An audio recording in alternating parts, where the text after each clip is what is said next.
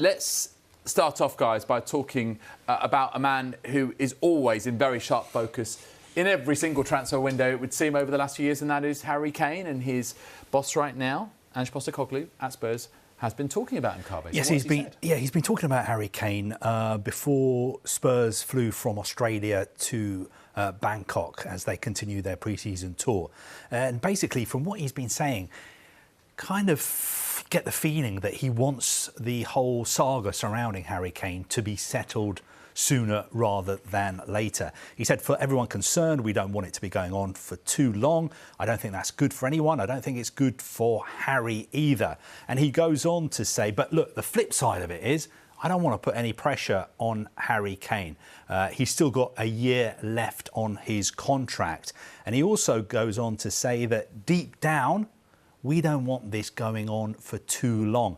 And I thought one of the final points he made was it sort of showed his frustration with the fact that he's always getting asked about Harry Kane.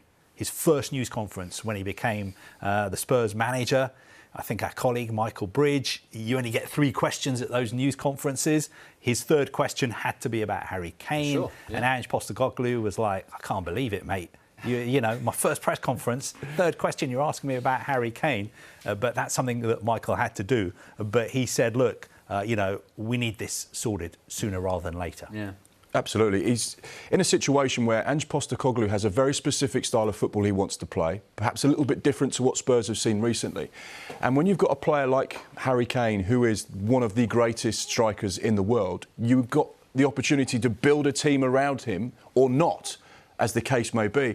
And Ange Postecoglou won't want to go through 6 weeks of pre-season, implementing a style and a DNA into that set of players for then the big piece, the key piece, to be taken out at the last moment. And suddenly they've got to go and find someone else that can play that role. And I think that's where you get the sense of frustration from the new Spurs manager. He's a no-nonsense guy. He says exactly what he thinks. He doesn't beat around the bush. He's very honest and upfront. And like Carve says, a sense of growing frustration there, because this situation will affect him every single day in training and in every single media press conference. And that's the problem he's now got. Let's talk about Manchester City, Mark, and a few big names have already left the club this summer. Could more be on their way out?